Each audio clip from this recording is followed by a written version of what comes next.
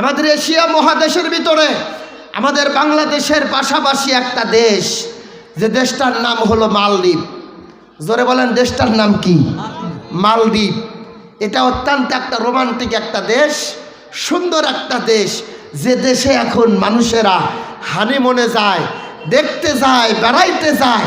সাগরের ভিতরে, যে দেশের চতুর্পার্শ্বে সাগর, মাঝখানে একটা দ্বীপ, যেই দেশটার নাম হলো মালদ্বীপ। জোরে বলেন কি দ্বীপ? আমি যে কথাটা বলতেছি আমার ভাইরা তারিখের থেকে বলতেছি, আল্লামা বিশ্ব পর্যটকের ভিতরে অন্যতম একজন বিশ্ব পর্যটক যিনি ছিলেন আল্লামা ইবনে বাতুতা রহমাহুল্লাহ তাআলা, ওনার লেখা রেহলাতে ইবনে বাতুতার ভিতরে উনি লেখেন, আমার ভাইরা সৌদি আরবের একটা জাহাজ আসতেছিল পূর্ব অঞ্চলে। আসার সময় আমার ভাইরা জাহাজ বলেন, লঞ্চ বলেন, আর স্টিমার বলেন, যেটাই বলেন বা নৌকা বলেন, আমার ভাইরা এটা যখন আসতেছিল, হঠাৎ করে এই জাহাজটা ঝড়ের কবলে পড়ে এই জাহাজটা ডুবে যায় এবং এই জাহাজের যত যাত্রী ছিল সকলেই যার যার মতো কি হয়ে যায়, প্রাণ নাশ হয়ে যায়। কিন্তু আমার ভাইরা আল্লামা ইবনে বাতুতা রাহমাতুল্লাহ আলাইহি লেখেন, কিন্তু আল্লাহর ফজলে, আল্লাহর করমে, আল্লাহর অনুগ্রহে মুসলমান বাপজিরা, মুসলমান ভাইরা আমার, আল্লাহ পাকের অনুগ্রহ আর ফজল করমে এই জাহাজের ভিতরে যত যাত্রী ছিল তারা সকলেই মারা গেল। জাহাজটা সৌদি আরবের জাহাজ। এই জাহাজের সমস্ত যাত্রীগুলো যার যার মতো পানির মধ্যে ডুবে গেল। হাঙর কুমির আমার ভাইরা এক একজন এক একভাবে মৃত্যুবরণ করল। কিন্তু আল্লাহ পাক এই জাহাজের ভিতরে একজন হাফেজে কোরআন, একটা সন্তান, যেই লোকটা ছিল 30 পারা কোরআনের হাফেজ। জোরে বলেন সুবহানাল্লাহ। আমার মুসলমান ভাইরা ভালো করে বোঝেন, আল্লাহ রাব্বুল আলামিন তার কুদরতে এই হাফেজ সাহেবকে বাঁচিয়ে রাখলেন। ওই জাহাজ বা লঞ্চ বলেন, স্টিমার বলেন, আর নৌকা বলেন, এই একটা নৌকার কাঠের উপরে আল্লাহর বান্দা 30 পারা হাফেজে কোরআন ভাসতে ভাসতে আমার ভাইরা উনি এই সাগরের ভিতরে একটা তক্তার মধ্যে ভাসমান অবস্থার ভিতরে আল্লাহর কাছে কান্নাকাটি করতেছিলেন, আর বলতেছিলেন, আল্লাহ এই সাগরের ভিতরে কত হাঙর আছে, কত কুমির আছে, কত দেওদস্যু, কত কিছু বসবাস করে। রব্বুল আলামিন এই জাহাজের ভিতরে যে সমস্ত মানুষগুলো আমার মারা গেল, আমার মা মারা গেল, বাবা মারা গেল, আমি একজন মাত্র, এখনো আমার দাড়ি গজাই নাই, মোজ গজাই নাই, আমি সবে মাত্র যৌবনে পদার্পণ করেছি। রব্বুল আলামিন মেহেরবানি করে তুমি আমার প্রাণটা ভিক্ষা দাও। জোরে কোন মারহাবা। আল্লামা ইবনে বাতুতা রাহমাতুল্লাহ আলাইহি লেখেন, এই তক্তাটা ভাসতে ভাসতে আমার ভাইরা এক পর্যায়ে যেই দ্বীপে গিয়া আমার ভাইরা ঢেউয়ের কবলে, ঢেউয়ের বাড়িতে বাড়িতে এই জাহাজটা যেই জায়গায় গিয়ে লাগলো, ওই দ্বীপটার নাম হলো মালদ্বীপ। জোরে বলেন কি দ্বীপ? আরো জোরে বলেন মালদ্বীপ।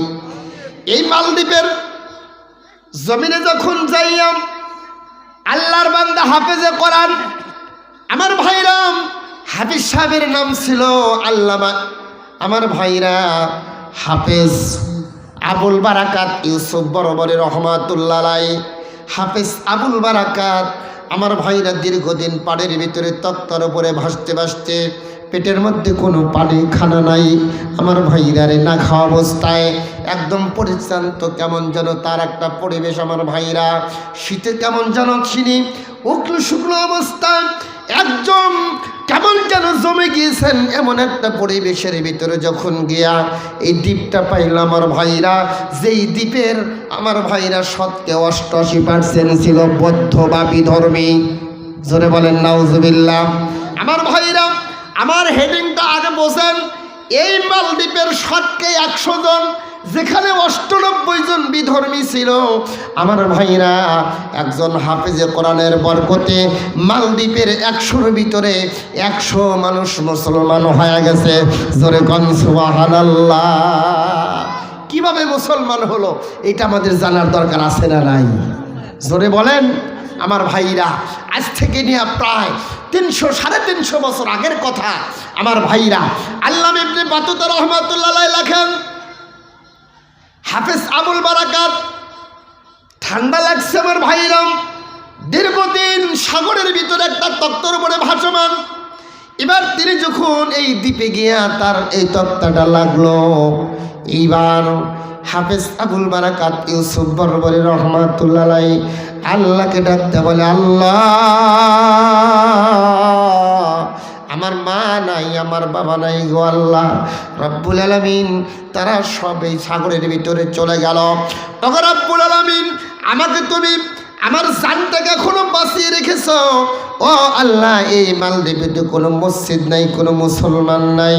আল্লাহ, উনি যখন জিনিসটা অনুধাবন করতে পারলেন, বুঝতে পারলেন, হাফেজ সাহেব আমার ভাইরা বিষয়টা যখন বুঝতে পারলেন এখানে কোনো মুসলমান নাই, আর আমি যে একজন হাফেজে কোরআন এটা তারা বুঝবে না, বলাও যাবে না, এমন একটা পরিবেশের ভিতরে উনি একটু নামাজ পড়বেন আমার ভাইরা, কিন্তু কেবলা কোন দিকে নামাজ পড়বেন তিনি জানেন না।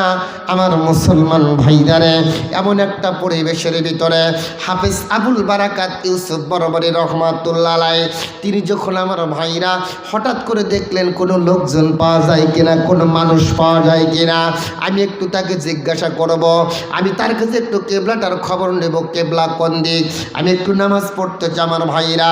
কিন্তু পরক্ষণে দেখা গেল এমন একজন মানুষের সাথে তার সাক্ষাৎ হলাম, যেই মানুষটা আমার ভাইরা ধর্মে হলো হিন্দু ধর্মের, আমার ভাইয়ের একজন ব্রাহ্মণ। এই ব্রাহ্মণের সাথে তার যখন সাক্ষাৎ হয়ে যায়, ব্রাহ্মণ আমার ভাইরা হাতে একটা পোলতালে একটা ঘন্টি নিয়ে টুন টুন টুন টুন করতে করতে আমার ভাইরা যখন গির্জার দিকে রওনা দেয়, হঠাৎ করে প্রতিমধ্যে যখন হাফেজ আবুল বারাকাতের সাথে সাক্ষাৎ, হাফেজ আবুল বারাকাত ডাকতে বলে, চাচা আমি একজন হতভম্ব, আমি একজন পথহারা পথিক, আমি একজন মুসাফির।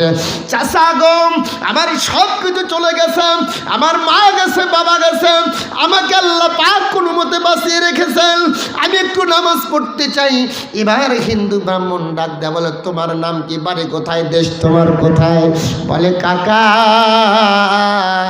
আমার বাড়ি হলো সৌদি আরবে, আমার নাম হলো হাফেজ আবুল বারাকাত, আমার আব্বার নাম অমক, আমার দাদার নাম অমক, আমার দেশের নাম অমক, আমার মা বাবা 14 গোষ্ঠী জাহাজের ভিতরে সফররত অবস্থায়, জাহাজটা আমার ভাইরা ঝড়ের কবলে পড়িয়া জাহাজটা ডুবিয়া গেছে, আল্লাহ পাক আমাকে তার কুদরতে বাঁচায় রাখলো। আচ্ছা আপনি একটু বলেন, আমি একটু নামাজ পড়তে চাই। এবার ওই ব্রাহ্মণ ডাকতে বলে, ও আল্লাহর বান্দা তুমি একটু শান্ত হও, তুমি কোনো ভয় পাও না, আগে তোমাকে একটা কথা ক্লিয়ার করি, এই যারা এই মালদ্বীপের সরকারের একটা ঘোষণা আছে, এই মালদ্বীপের ভিতরে যদি কোনো মুসলমানকে পাওয়া যায় সঙ্গে সঙ্গে তাকে অ্যারেস্ট করে রাজদরবারে নিয়ে যাওয়া হয়। ও হাফেজ আবুল বারাকাত, তুমি বলতেছো তুমি 30 পারা কোরআনের হাফেজ? বলে, হ্যাঁ আমি 30 পারা কোরআনের হাফেজ। বলে, এই কথা তুমি যেন দ্বিতীয়বার বলিও না, আর যদি আমি এই খবরটা জানাইয়া দেই মানুষকে, তোমাকে এখনই ধরে নিয়ে যাবে, তোমাকে বন্দি করবে। এবার হাফেজ আবুল বারাকাত ডাক দেয় বলে, চাচা তাহলে কি আপনি বলে দিবেন আমার কথাটা? বলে, না তুমি যখন বলছো তুমি মুসলমান, আর তোমার ধর্মের নাম ইসলাম, আর তোমার নবীর নাম মুহাম্মদুর রাসূলুল্লাহ, এই মুহাম্মদুর রাসূলুল্লাহ এই নামটা আমার কাছে অত্যন্ত প্রিয় নাম, সুতরাং আমি তোমাকে ধরায় দেব না। বলে, চাচা এই দ্বীপের ভিতরে আমি কোনো ঘর চিনি না, বাড়ি চিনি না, আমি কোথায় যাব, কার কাছে থাকব, আমি কোথায়, আমি একটু মাথা গুঁজব, আমার মাথা গুঁজার কোনো ঠাঁই নাই, আপনি কি আমাকে একটা ব্যবস্থা করে দিতে পারবেন কিনা? আমার মুসলমান ভাইরা এবারে হিন্দু ব্রাহ্মণটা ডাক দিয়ে বলে, ও হাফেজ আবুল বারাকাত, আর তুমি চিন্তা করিও না, আসো একটু আমার সাথে আসো। হাতটা ধরে নিয়ে আমার ভাইরা, এই ব্রাহ্মণ যখন তার নিজের আপন বোনের বাড়িতে চলে যায়, নিজের আপন বোনের বাড়িতে যাওয়ার পরে বোনকে ডাকতে বলে, বোন রে শোন, আল্লাহ তোকে অনেক টাকা দিছে, পয়সা দিছে, কিন্তু তোর অনেকগুলো মেয়েও, তোর একটা মেয়ে আছে, আল্লাহ তোকে কোনো পুত্র সন্তান দেয় নাই। বোন রে, এই তোর জন্য একটা কন্যা সন্তানের, একটা ছেলে সন্তানের ব্যবস্থা আমি করছি, এই ছেলেটাকে তোর বাড়িতে একটু থাকতে দে, খাইতে দে। এবার বুড়িমা ডাকতে বলেন, এই ছেলেটাকে আমি কেমনে পালবো, একজন মানুষ তাকে চিনি না, জানি না। তো পুরো ঘটনা যখন খুলে বললেন, এবার এই বুড়িমা ডাকতে বলে, ঠিক আছে, কোনো রকমের সমস্যা নাই, আমার বাড়িতে থাকবে। হাফেজ আবুল বারাকাত ডাকতে বলে, মাগো, আমাকে খানা দিতে হবে না, আমাকে পিনা দিতে হবে না, আমার টাকা পয়সা লাগবে না, আমি জঙ্গলে যাব, কাঠ কাটবো, আমি নিজের হাতে কামাই করে খাবো। ও আম্মা, আপনি একটু আপনার বাড়িতে একটু ঠাই দেন, একটু জায়গা দেন। বাবাজি, এই কথাটা বলার সঙ্গে সঙ্গে আমার ভাইরা, মহিলাও চিন্তা করলো, আমার তো কোনো ছেলে নাই, আমার শুধুমাত্র একটা মেয়ে। হঠাৎ করে আমার ভাইরা, এইবার যখন এই ছেলেটা জায়গা পেয়ে গেল, জঙ্গলে যায়, কাঠ কাটে, ওখান থেকে এগুলো বিক্রি করে আনাজ তরকারি তার জন্য কিনে আনে। আমার ভাইরা এই মহিলার জন্য খানা নিয়ে আসে, আমার ভাইরা বাজারঘাট করে নিয়ে আসে। এবার হঠাৎ করে আমার ভাইরা, তিনি প্রতিদিনের মতো আমার ভাইরা তার নিজের গন্তব্যে চলে গেলেন নিজের কাজ করতে। হঠাৎ করে দেখতে পাইলেন, এই যুবক যখন বাড়িতে আসলো, আমার ভাইরা, এই যে মুসলমান, এখনো আমার ভাইরা, এখনো কিন্তু সে পরিচয়টা, মুসলমানের পরিচয় বাড়িতে দেয় নাই। ওই বুড়িও জানে সে একটা হিন্দু, এখনো কালেমা পড়ে নাই, এ মুসলমান না। কিন্তু আমার ভাইরা, আল্লাহ পাকের একটা কুদরত দেখেন, এই হাফেজ আমার ভাইরা আবুল বারাকাত ইউসুফ বরবরী রহমাতুল্লাহ আলাইহি, আমার ভাইরা, তিনি তার মুসলমানিত্ব গোপন রেখে দীর্ঘদিন চলতেছেন। হঠাৎ করে এক সময় বাড়িতে গিয়ে দেখলেন এই বুড়িমা কান্নাকাটি করতেছে। হাফেজ আবুল বারাকাত ইউসুফ বরবরী রহমাতুল্লাহ আলাইহি ডাক দে বলে, কি গো মা, তুমি কান্নাকাটি করো, ব্যাপারটা কি, ঘটনা কি জন্য তুমি কান্নাকাটি করো? এবার এই হাফেজ আবুল বারাকাতকে ডাক দে বলে, বাবা শোনো, আজ দীর্ঘদিন যাবৎ এই মালদ্বীপে একটা রীতি আর রেওয়াজ, এই মালদ্বীপের একটা নীতি আছে। প্রতি বছর এই মালদ্বীপের ভিতরে সিডর হয়, জলোচ্ছ্বাস হয়, সাগরের জলোচ্ছ্বাসে হাজার হাজার লক্ষ লক্ষ মানুষ, এই মালদ্বীপের মানুষেরা মারা যায়। আমার ভাইরা, বাদশার পক্ষ থেকে বাদশাহ এবার যখন ওই জ্যোতিষীদেরকে ডাকলো আর গণকদেরকে ডাকলো, এই গণনারা আমার ভাইরা, গণকেরা গণনা করলো, জ্যোতিষীরা জ্যোতিষী বিদ্যা পড়ে তা বাদশাকে জানাই দিল, আপনার দেশে যে নির্ধারিত তারিখে একটা সিডর হয় আর যে জলোচ্ছ্বাস হয়, এইটা যদি বন্ধ করতে চান একটা কাজ করতে হবে। সেটা হলো, এই যে প্রতিদিন নির্ধারিত তারিখে, নির্ধারিত দিনে এই গ্রাম, এই এলাকার থেকে, এই মালদ্বীপ শহরের ভিতর থেকে সুন্দর এবং সুশ্রী, অত্যন্ত রূপবতী, গুণবতী একটা কন্যা সন্তানকে, যুবতী মেয়েকে যদি সাজায়া গোজায়া, ওই যে মালদ্বীপে আমার ভাইরা সাগরের কিনারায় বড় একটা দ্বীপ, যে মালদ্বীপ, এই মালদ্বীপের ভিতরে সবচাইতে বড় যে গির্জাটা, ওই রাম মন্দির, ওই রাম মন্দিরে যদি একটা মেয়েকে তোমরা কোরবানি করতে পারো, আর যদি তাকে এই দানবের ভোগ করতে পারো, তাহলে তোমাদের এই সিডর বন্ধ হয়ে যাবে। বাদশার লোকেরা তালিকা তৈরি করলো, দেখো এই আমার দেশের ভিতরে সুন্দরী নারীদের তালিকা তৈরি করার বাদশারা দরবারে জমা দেওয়া হয়েছে। হঠাৎ করে গতকালকে লটারিতে আমার মেয়ের নামটা উঠছে। ওগো বাবা, এই জন্য আমি কাঁদতেছি, আগামীকাল আমার মেয়েটাকে বাদশার লোকেরা নিয়ে যাবে আর তাকে দানবের ভোগ হিসাবে দেবে। এই সিডরটা হয় তাদের খেয়াল অনুসারে, এই সাগরের ভিতর থেকে আমার ভাইরা দেও দানব দস্যুরা এরকম কাণ্ড করে। এটা হলো জিনদের একটা কারসাজি, দেও দানবের কারসাজি। এইটা বন্ধ করতে হলে রাম মন্দিরের ভিতরে সুন্দর নারীকে যদি বলি দেওয়া যায় তাহলে এই সিডর আরো হবে না।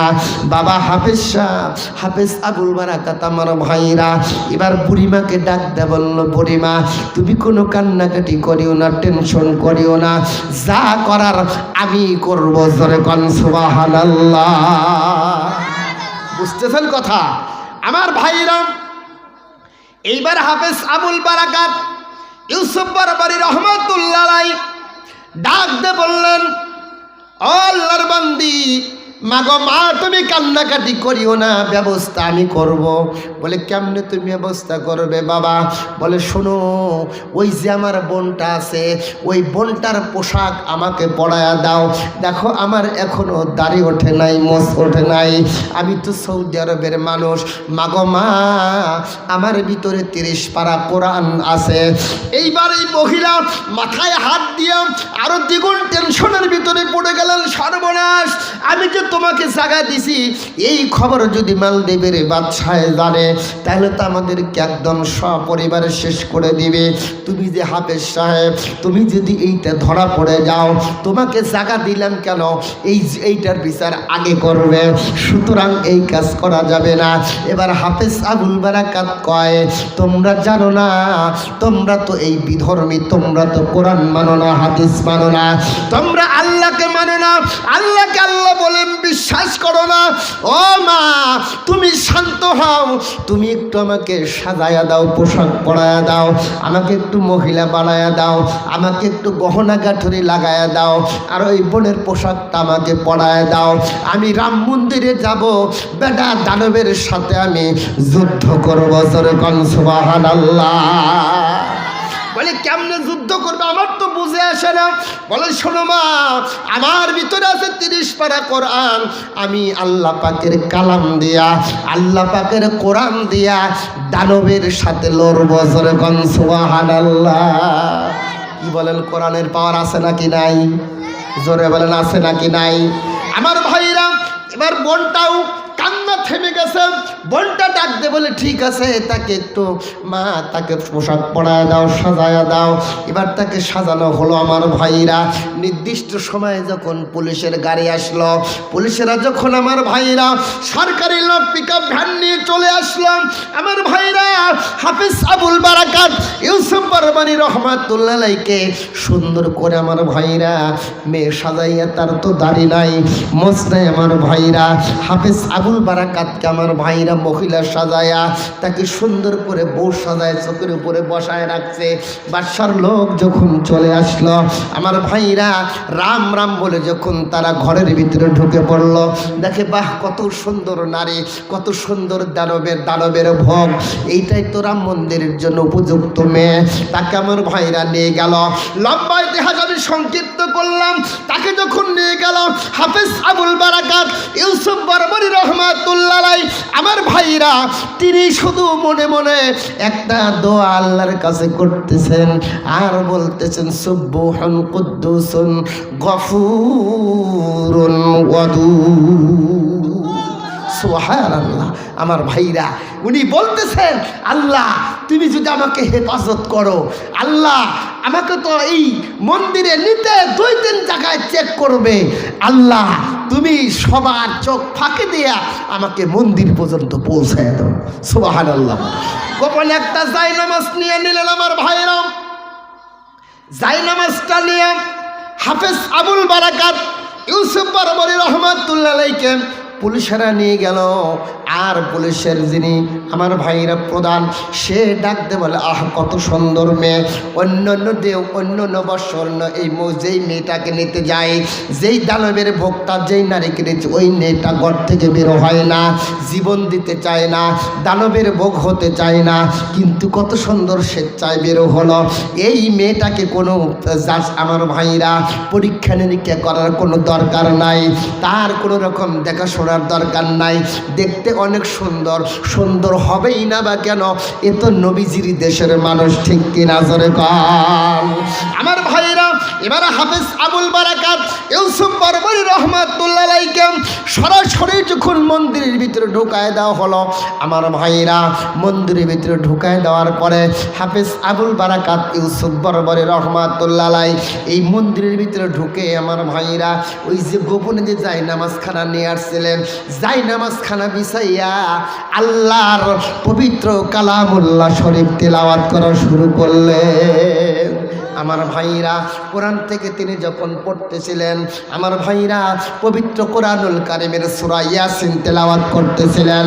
আমার মুসলমান ভাইরা সূরা ইয়াসিন যখন পড়তেছিলেন, ওদিক থেকে আমার ভাইরা রাজ দরবারে ঘোষণা হয়ে গেছে আজকে এই রাত্রিতে দানব আসবে এই রাম মন্দিরে, এই মহিলার সাথে আমার ভাইরা কুকর্ম করবে, এই মহিলার সাথে তার বাসনা পুরা করবে, তাহলে আর সিডরও হবে না, মালদ্বীপের আর কোনো মানুষজন মারা যাবে না, মালদ্বীপের কোনো প্রাণী আর মরবে না। আমার ভাইরা দেখতে দেখতে আমার ভাইরা রেহলাতে ইবনে বাতুতার ভিতরে আল্লাহর ওলি আমার ভাইরা ইবনে বাতুতা রহমাতুল্লাহ আলাইহি লেখেন, বাদশার দরবারে যখন পাগলা ঘন্টি বেরানো হয়, আমার ভাইরা বেল বাজানো হইতেছে, রাত্রি 12টার কাছাকাছি চলে গেছে, তোমরা যার যার ঘরের দরজা বন্ধ করে দাও।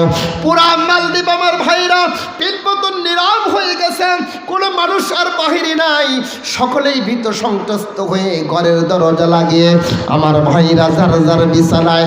এমন একটা সময় হাফেজ আবুল বারাকাত ইউসুফ বরবরী রহমাতুল্লাহ আলাইহি ওই রাম মন্দিরের ভিতরে আল্লাহর কোরআন শরীফ তেলাওয়াত করে, জোরে কোন সুবহানাল্লাহ।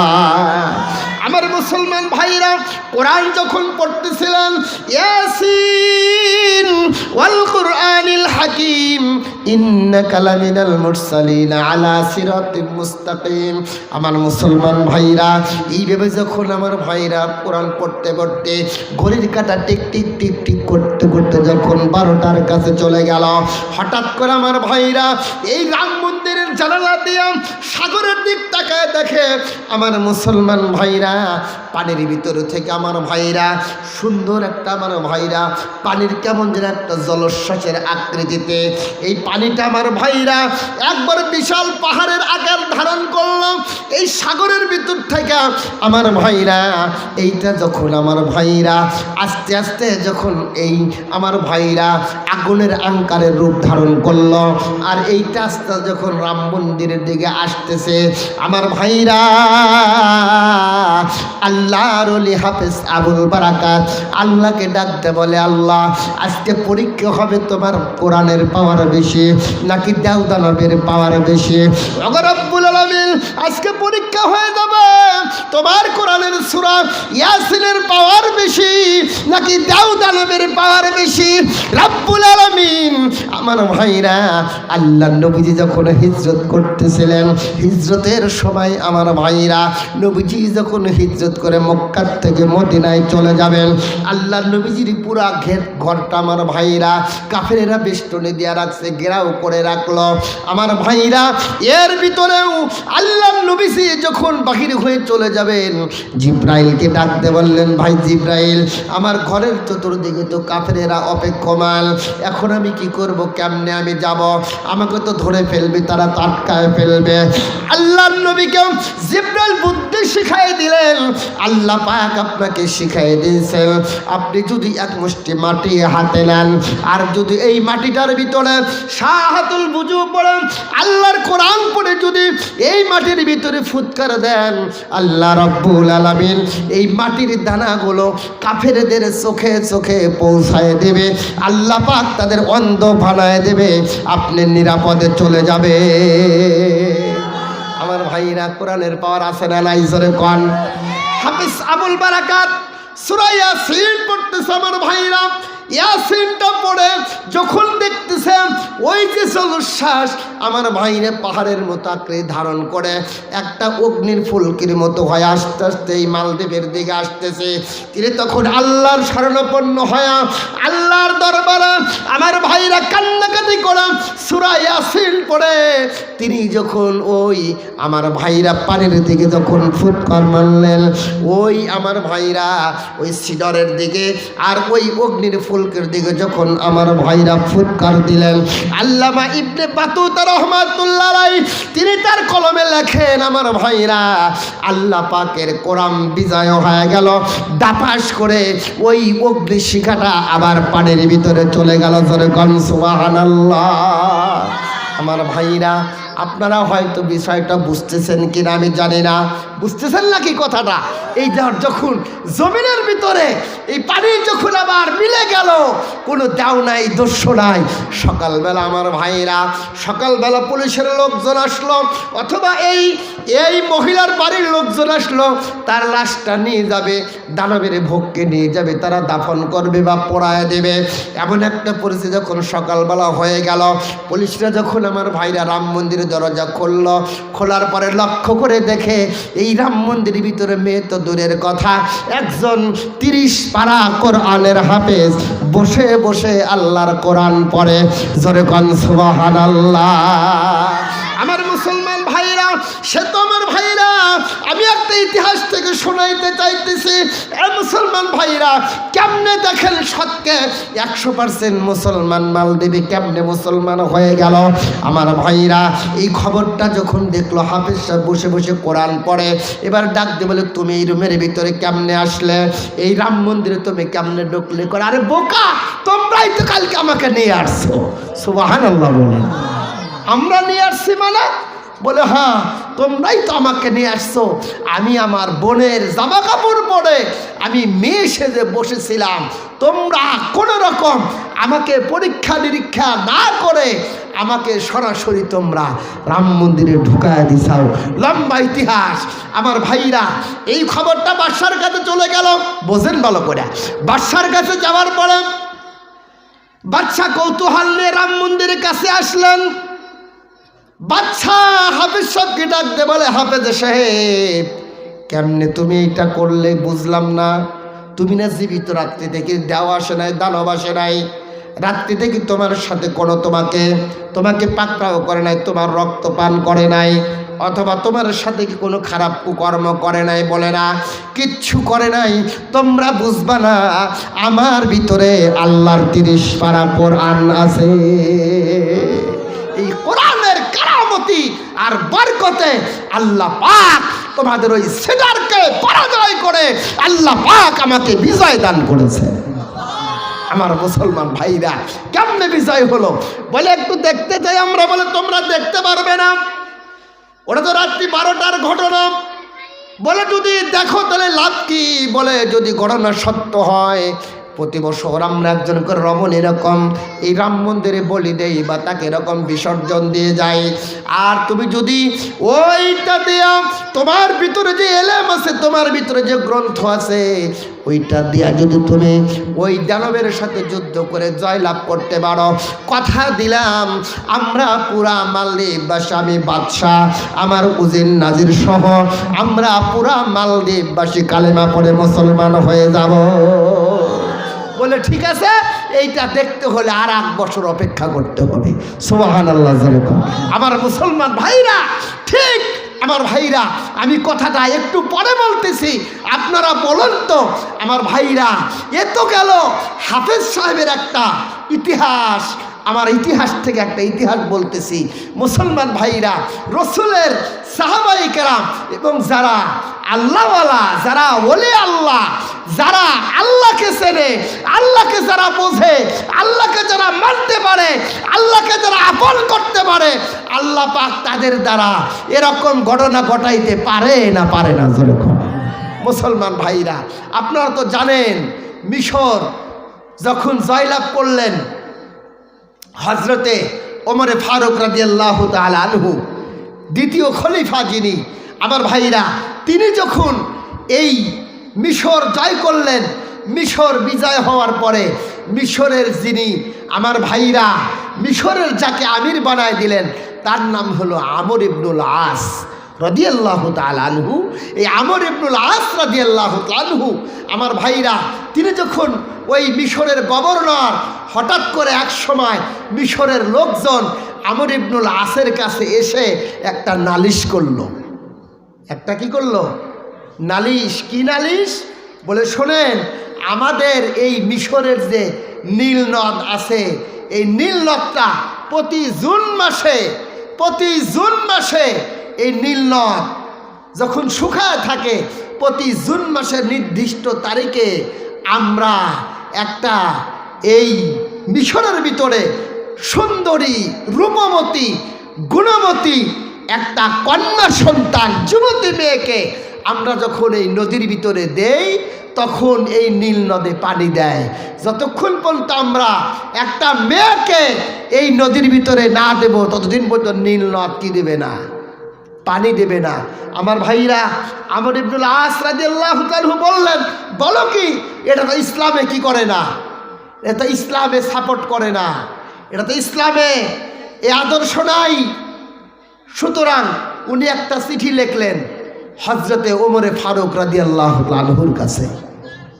আমার ভাইরা, এই মিশরের গভর্নর যখন মদিনার রাষ্ট্রনায়ক অর্ধ জাহানের খলিফার কাছে যখন পত্র লিখলেন, আমর ইবনুল আস লিখতেছেন, ও আমাদের খলিফা, মুসলমানদের খলিফা, শোনেন, আমি যেই এলাকার গভর্নর, আমার এই মিশরের যে নীলনদ, এই নীলনদ শুকায় যায়।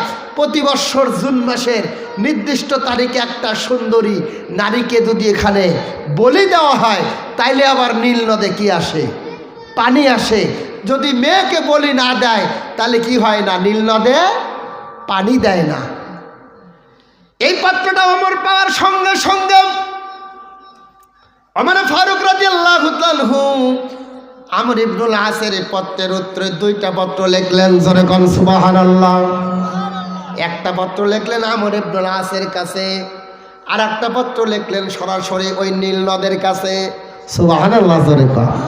নীল নদের কাছে কি লিখলেন? পত্র লিখলেন।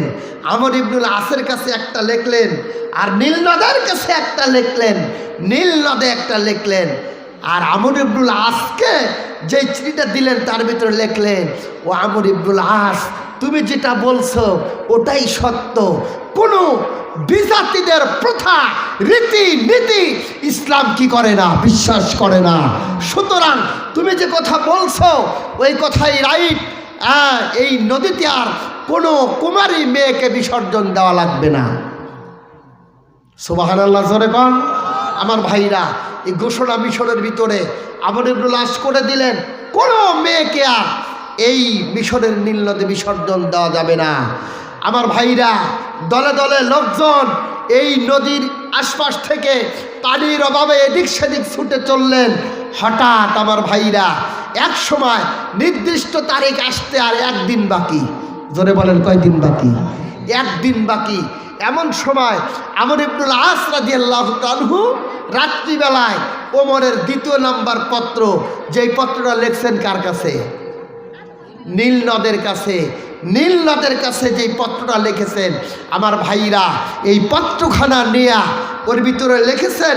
আমর ইবনুল আস পত্রখানা পড়লেন, দেখতেছেন এই পত্রের ভিতরে লেখা, হে নীল নদ, ও মিশরের নীল নদ, তুমি যদি তোমার স্বেচ্ছায় প্রবাহিত হও, তাইলে আর তোমাকে প্রবাহিত হতে হবে না, তুমি শুকনা থাকো। আর যদি তুমি মহাপরাক্রমশালী আল্লাহর হুকুমে প্রবাহিত হও, তাহলে তুমি যেন আমার এই পত্র পাওয়ার পরে, আমি ওই আল্লাহর কাছেই বলতেছি, আমার আল্লাহ যেন নিমিষেই এই নীল নদ পানি দিয়ে পূর্ণ করে দেন। জোরে কোন সুবহানাল্লাহ। আমর ইবনুল আস নির্ধারিত দিন আসার আগেই, ধরেন আগামীকাল সেই বলি দেওয়ার ডেট, সেই ডেট আসার আগের রাত্রিতে উনি পত্রখানা নিয়ে যখন দরিয়ার ভিতরে রাখলেন, আমার মুসলমান ভাইরা, নীল নদের নামে কিতাবের ভিতরে আমার ভাইরা লেখক লিখতেছেন, এই চিঠি রাখতে দেরি 16 হাত উঁচা হয়ে পানি দিয়া এই নীল নদ প্লাবিত হতে সেকেন্ডের দেরি করে নাই। সুবহানাল্লাহ। আমার ভাইরা, আল্লাহ পারে না? আমার মুসলমান ভাইরা, আসলে আমার কথা শেষ। উদ্দেশ্য আমাদের একটাই, আমরা যদি আল্লাহর হতে পারি, আল্লাহ আমাদের হয়ে যাবে। ঠিক না ঠিক? মান কানা লিল্লাহি কানাল্লাহু লাহু। আমার মুসলমান ভাইরা, আল্লাহর হওয়ার জন্যই তো আমাদের নামাজ। ঠিক না ঠিক? জোরে কোন। আল্লাহর হওয়ার জন্যই আমাদের রোজা, আল্লাহর হওয়ার জন্যই আমাদের ভাইরা সমস্ত নেক আমল। এই জন্য আমার ভাইরা, আমার নির্ধারিত টাইমের ভিতর আমি কথা শেষ করে দেব। আমার মুসলমান ভাইরা, আমি আপনাদের কাছে বলতে চাই, আমার ভাইরা, আজকের মাহফিলটা যেহেতু একটা মসজিদের উদ্যোগে, জোরে বলেন কিসের উদ্যোগে? মসজিদের উদ্যোগে। আমার ভাইরা, প্রত্যেকটা মসজিদের, আমার ভাইরা, প্রতিটা মসজিদ হলো আল্লাহ পাকের ঘর। আল্লাহর নবী ডাকতে বলেন,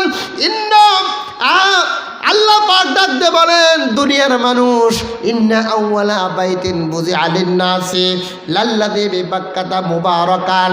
আল্লাহ পাক ডাকতে বলেন, পৃথিবীর ভিতরে সর্বপ্রথম বরকতপূর্ণ ঘর হলো ওইটা, যেইটা হলো আমার ভাইরা বাক্কা, অর্থাৎ মক্কার ভিতরে আল্লাহর ঘর, খানায় কাবা। জোরে বলেন সুবহানাল্লাহ। ইন্না আউওয়ালা বাইতিন বুদিআ লিন-নাসি লাল্লাযী বিবাক্কাতা। আমার ভাইরা, আমি এই আয়াতটার উপরে 2-1 মিনিট কথা বলার পরেই আমি কালেকশনের দিকে যাচ্ছি। আমার ভাইরা, আমি আপনাদেরকে বুঝাইতে চাই, সম্মানিত হাজিরিন, আমার উপস্থিতি যারা এখানে আছেন, আমি আপনাদেরকে বলতে চাই, আমার সম্মানিত মুসল্লিয়ানে কেরাম, উপস্থিতবৃন্দ, আপনারা শোনেন, পৃথিবীর বুকে সর্বপ্রথম ইবাদতের জন্য যে ঘর আল্লাহ পাক কায়েম করলেন, সেই ঘরটার নাম হলো পবিত্র বাইতুল্লাহ শরীফ।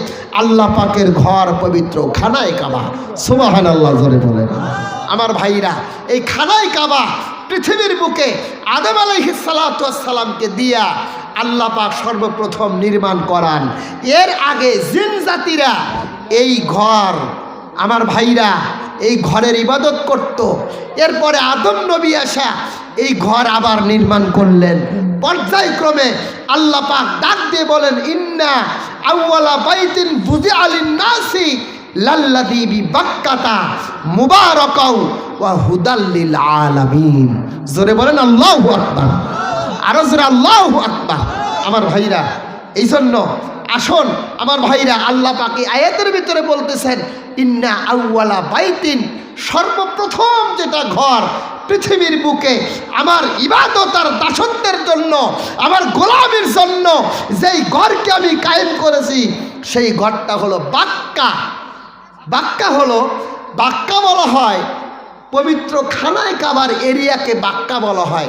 বাদ বাকি পুরা মক্কাকে, পুরা দেশটাকে বলা হয় মক্কা। এটা হলো একটা ব্যাখ্যা।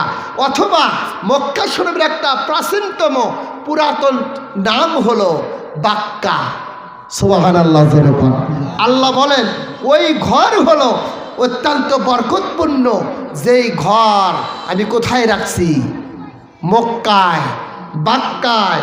আল্লাহ পাক বলেন, মুবারাকাও ওয়া হুদাল লিল আলামিন, যেই ঘরটা হলো অত্যন্ত বরকতপূর্ণ, ও হুদাল লিল আলামিন, এবং তামাম দুনিয়ার মানুষের জন্য পথ প্রদর্শক এবং হেদায়েত। জোরে বলেন সুবহানাল্লাহ।